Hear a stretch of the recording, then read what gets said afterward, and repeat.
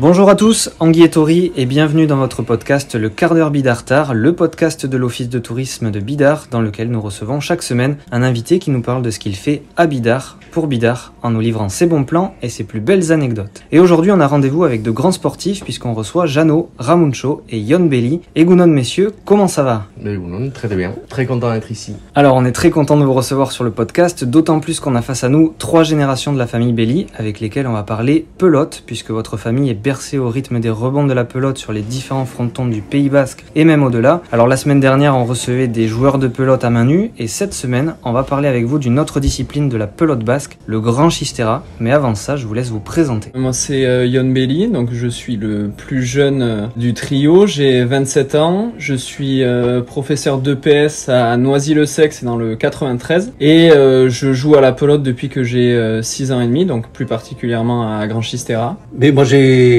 85 ans, donc à la retraite. J'ai commencé à jouer à la pelote à la mer nue, à Saint-Jean-Pied-de-Port, à la Goïcheco, à l'âge de 10 ans et demi, 11 ans. Après, j'ai pris le grand chistera. J'ai été prof de gym. Et après, ma carrière, elle s'est arrêtée il y a à peu près 20 ans, au point de vue donc pelote. Et j'étais professionnel pendant 20 ans. Indépendant professionnel. Parce qu'à cette époque, il y avait encore des indépendants mélangés avec des professionnels. D'accord. Maintenant, il n'y a que des clubs amateurs. Voilà, et Ramuncho Belli, je vais pas être très original, professeur de PS aussi, joueur de pelote de Grand Chistera et de Cesta Punta, entraîneur de l'équipe de France aussi de pelote. Alors on vient de le dire, votre famille baigne dans la pelote depuis longtemps puisque cette passion se transmet de père en fils. Alors justement Jano, comment ça a commencé et comment cette passion elle s'est transmise? À Saint-Jean-Pied-de-Port, petit village à ce moment-là de 1500 habitants, il n'y avait pas beaucoup de distractions. Il fallait faire du sport, il fallait chanter, danser, il fallait s'occuper de cette façon. Et je me suis lancé donc vers la pelote, mais en faisant surtout du sport. J'allais courir, comme peut-être bêtement. Et puis après, le grand chistera est arrivé. J'ai pris quelques galons et j'ai pris goût à la spécialité. Et quand j'ai su qu'il y avait des professionnels, je me suis dit, pourquoi ne pas rentrer dans cette catégorie-là? Et je me suis entraîné. Et puis ça m'a permis, un orgueil peut-être personnel, ça m'a permis, si vous voulez, d'avoir un objectif, d'aller vers le haut. Donc je me suis entraîné sérieusement. Et puis ce sont des camarades qui m'ont fait connaître des professionnels avec qui j'ai joué pendant donc 20 ans. Alors vous êtes tous les 3 investis au sein du club de pelote de Bidart, la Cochtacoac. Racontez-nous un peu quelle est votre implication au sein du club pour participer à son bon fonctionnement. L'implication, c'est une implication multiple, une implication dans un premier temps de formation, de dirigeants, de choix d'équipe, une implication sportive. Ensuite, ça a été une implication de communication aussi en devenant commentateur au niveau des parties, du mardi et du vendredi. Moi pour ma part, c'est surtout l'implication en tant que joueur. Je représente le club dans les compétitions et aussi sur les parties qu'on fait l'été pour le club de Bidart. Et après, je m'occupe aussi, maintenant je fais quelque chose que faisait à Hitachi avant, qui est la publicité pour le club, dans les campings avoisinants dans Bidart. Et je fais aussi de temps en temps des initiations de découverte à Grand Chistera. Donc voilà l'implication que j'ai au sein du club. Ramuncho, quand on est speaker pendant les parties de l'été, ça consiste en quoi au juste? D'abord d'expliquer les règles du jeu, faire comprendre la plupart des personnes qui viennent voir une partie de Grand Chistera ne connaissent pas ni le jeu ni les règles. C'est d'ailleurs d'abord leur expliquer puis ensuite leur faire ressentir des émotions, de les impliquer aussi dans le jeu et essayer de créer une ambiance entre, je dirais, le public et les joueurs. Et je pense que ça, c'est la plus grande des implications, leur faire vivre le moment et trouver cette énergie où on peut réunir le public et les joueurs. Alors on entend souvent parler de Cesta Punta, de Grand Chistera. On retrouve d'ailleurs ce fameux panier en osier dans les deux cas, mais vous allez sûrement nous éclaircir sur le sujet. C'est quoi la différence entre ces deux disciplines? Effectivement, c'est le même instrument, mais après la différence c'est sur l'espace de jeu, c'est-à-dire que à Grand Chistera, c'est un fronton place libre, donc un seul mur de face et donc aucun mur sur les côtés et au fond. Alors que à Cesta Punta, ça se joue dans un rail qui lui a un mur de face, un mur à gauche et un mur au fond. Et les distances aussi, parce qu'un rail mesure, on va dire, entre 54 et 60 mètres pour les plus grands. Et un fronton place libre va jusqu'à 80 mètres, même si des fois ça arrive. Par exemple, à Guettari, il est plus petit. L'autre spécificité, c'est que la Cesta Punta, ça se joue à 2 contre 2, alors qu'à Grand Chistera, ça se joue à 3 contre 3. Et ça c'est un petit détail, mais à Cesta Punta, par contre, on joue avec avec un casque parce que la spécialité est quand même plus dangereuse, il y a plus d'effets avec les murs. Les pelotes aussi sont différentes, la fabrication est différente et les pelotes à cesta punta sont plus vives. Alors à Bidart, c'est surtout le grand Xistera qui est pratiqué et c'est aussi votre spécialité. Alors est-ce que vous pouvez nous en parler un petit peu en nous présentant peut-être les règles du jeu et bon, vous venez de le dire, le nombre de joueurs. En tout cas, on nous écoute un peu partout en France, donc je pense que nos auditeurs seraient intéressés de connaître un peu tout ça. Le grand Xistera est un jeu donc 3 joueurs qui se jouent avec une Xistera, 3 contre 3. Et pour schématiser un peu le jeu, il y a 2 avant et un arrière. Et pour faire des comparaisons avec le jeu du tennis, vous avez un arrière qui joue un peu en fond du court, qui maintient l'échange, et vous avez 2 avant qui est en situation offensive. Et nous n'avons pas un filet, nous avons un fronton. Donc 2 avant qui sont là pour marquer des points et un arrière qui est là pour maintenir l'échange. Nous retrouvons un peu les mêmes règles que beaucoup de jeux de balle. Un affrontement entre 2 équipes avec des situations offensives et des situations défensives. Alors pour ceux qui souhaiteraient découvrir, vivre et même ressentir l'ambiance d'une partie de pelote, quels sont les grands rendez-vous de l'été à ne pas manquer? Avec un peu de chauvinisme,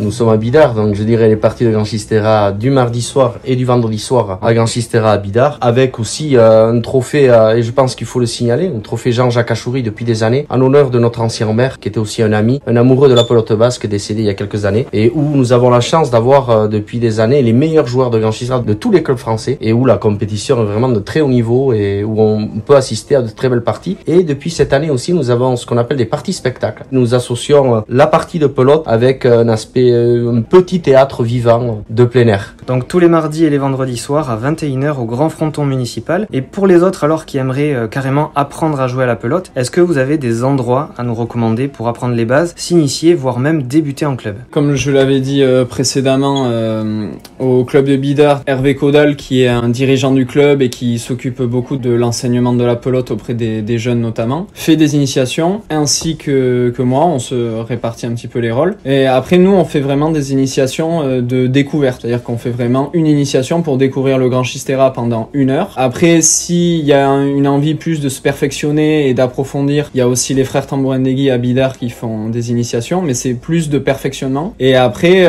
pour s'inscrire dans un club, on va continuer sur la ligne un petit peu chauvine, mais forcément le meilleur club, c'est Akochapoak de Bidart pour commencer. Et notamment aussi parce que ça nous arrive des fois à la fin des parties qu'on nous demande, mais notamment aussi pour les filles, parce que comme elles voient beaucoup de joueurs hommes qui jouent, elles se demandent si c'est accessible aux filles, mais c'est accessible depuis un certain nombre d'années. Donc il faut aussi que les filles s'engagent dans les clubs pour qu'aussi il y ait des compétitions qui se mettent en place. Alors c'est très bien que tu en parles justement de ce côté féminin en termes de pelote basque. Est-ce que justement il existe maintenant des championnats ou des parties de pelote où on retrouve justement les filles qui jouent? Cette année, la spécificité pour une compétition internationale, pour la première fois, des filles vont participer à une compétition cesta punta dans une spécialité dans un mur à gauche 36 mètres. Donc c'est la première fois que des femmes vont participer à une compétition internationale dans la spécialité cesta punta pour cette année. Et ce sera à Bidart aussi? Non. C'est la compétition est à l'étranger. Le lieu n'est pas encore bien défini, mais ce sera pas ni en France ni en Espagne, dans un pays sûrement d'Amérique du Sud. Par contre, de l'autre côté, en Pays Basque espagnol, il y a énormément de joueuses de cesta punta et de très très grande qualité. Et je pense que amener les filles le Grand Xistera, c'est quand même quelque chose de très très important. Bon, c'est de bon augure pour l'avenir. Alors je reviens un instant sur vos parcours respectifs de pilotari. Est-ce que vous pouvez nous donner les grandes lignes de votre palmarès? Au Grand Xistera, j'ai été 3 fois champion de France chez les professionnels. 67, 68 et 72, donc 3 années. Et après, j'ai pratiqué une autre spécialité qui s'appelle la raquette argentine, le charret, au sein du club de Guettari. Une spécialité que j'ai toujours beaucoup appréciée, que ça se joue dans un trinquet, dans un aire de jeu justement où il y a 4 murs, comme l'a expliqué tout à l'heure Yon. Et c'était un jeu pour les amateurs et qui était vraiment très très plaisant. Autrement, dans les 2 spécialités, je me suis, comme on dit vulgairement, défoncé. Moi, plusieurs fois champion de France à Grand Xistera ainsi qu'à cesta punta. Et puis j'ai eu la chance en tant qu'entraîneur de l'équipe de France d'être plusieurs fois entraîneur champion du monde dans une spécialité qui n'était pas forcément la mienne au départ. Me concernant, je pense que le plus gros titre, c'est vice-champion du monde donc en toute catégorie, en senior. C'était en 2014, j'avais participé à cesta punta. Ensuite, plusieurs fois champion de France à cesta punta et Grand Xistera. 2 fois en première série à Grand Xistera et notamment l'année dernière. Et voilà, mais c'est vrai que ma particularité, c'est que par contre j'ai eu très peu de titres jeunes parce que je perdais très souvent en finale. Et donc j'ai eu des titres tardivement, mais après ça s'est plutôt bien enclenché par la suite. C'est avec l'échec aussi qu'on apprend et qu'on évolue et qu'on devient un grand champion. Alors justement, de ton côté, Yon, tu es toujours présent dans les différents championnats. Est-ce que tu as le statut de joueur professionnel ou est-ce que c'est un objectif de le devenir? Alors j'ai pas le statut de joueur professionnel parce que le statut de joueur professionnel c'est lié à la spécialité de Cesta Punta dans laquelle je joue en première série. Mais c'est vrai que pour l'instant, comme je suis pas sélectionné pour faire les compétitions l'été, c'est souvent l'été qu'il y a justement on va dire ce professionnalisme parce que justement c'est des parties qui rassemblent beaucoup de joueurs. Et oui, ça serait un objectif. Mais c'est vrai qu'après ma particularité c'est que comme je suis l'année sur la région parisienne, en fait je fais les compétitions mais en revenant. Donc voilà, ça serait un objectif forcément un petit peu plus compliqué. Donc après ça sera plutôt à moi d'avoir de très bons résultats dans les compétitions de première série pour ensuite être sélectionné. Après forcément il y a aussi une part d'arbitraire mais que je ne maîtrise pas. Donc. En tout cas on te souhaite le meilleur pour la suite de cette grande carrière qui t'attend. Merci. Alors comme on l'a dit, vous vous impliquez fortement dans la vie associative de la commune et on comprend évidemment l'amour que vous portez à Bidart. Mais si vous deviez élire votre endroit préféré du village, votre coup de cœur ou en tout cas l'endroit où vous vous sentez le mieux, ce serait où? Alors, moi, j'aurais le centre de Bidart, son église, le petit fronton, les 2 bars, la mairie. Et puis, bon, et à 100 mètres de là, vous avez donc la chapelle, où on domine l'océan. Et après, l'autre, c'est le Eretega, la plage Eretega, qui a toujours gardé ce caractère vraiment sauvage. Pour ma part, Hitachi l'a donné, mais c'est vraiment mon endroit préféré, c'est le panorama qu'il y a à la chapelle de Bidart. À chaque fois que je reviens, c'est vrai que je viens ici, ça fait un petit peu pèlerinage, mais parce que en fait l'endroit est magnifique, on voit l'horizon, l'océan, enfin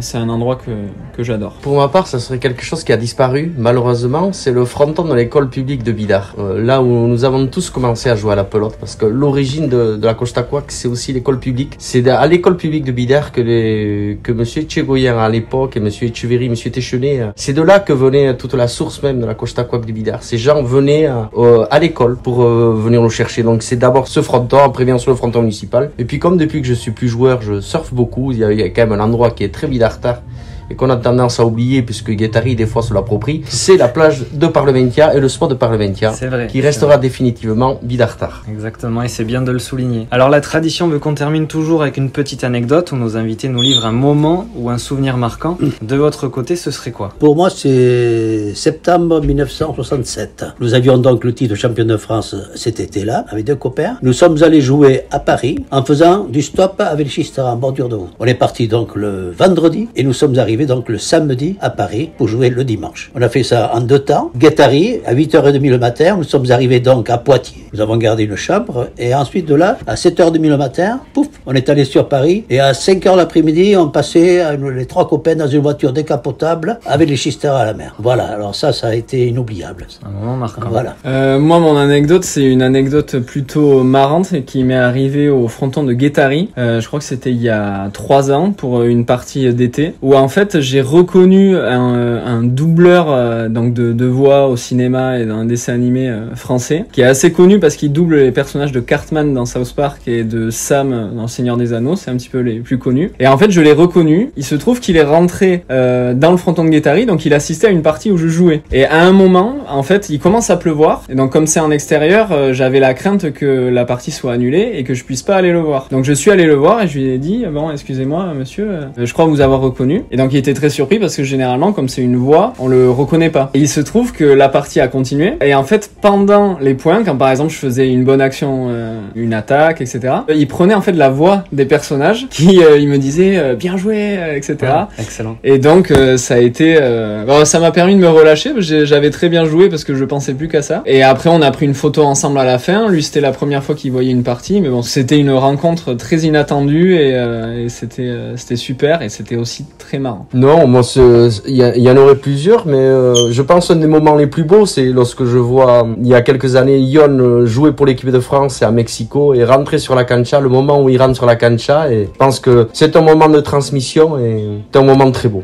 Quand on voit son fils, ou même à travers avec Hitachi, lorsqu'on n'a pas partagé, j'étais joueur, lui il était commentateur. Quand on passe des moments de transmission, c'est toujours des moments très beaux. C'est vrai. Et plein de fierté sûrement aussi. Oui. Jano, Ramuncho, Yon, merci beaucoup pour cet échange très très intéressant autour de votre passion. Merci à vous. Et puis je me permettre d'ouvrir une petite parenthèse. Bien sûr. C'est de remercier à tous ces dirigeants qui nous ont fait connaître la pelote et qui nous ont donné cette passion. Malheureusement, beaucoup ont disparu et nous leur disons merci. Alors on est ravis de vous avoir reçu dans le quart d'heure Bidartar et on espère que les gens viendront nombreux cet été pour découvrir cette discipline qui fait partie de notre culture. Pour certains, c'est même un mode de vie, mais dans tous les cas, elle reflète bien les valeurs de notre cher pays. Et de notre côté, on se donne rendez-vous la semaine prochaine pour un nouvel épisode de votre podcast. Prenez soin de vous, Issa Nuncha.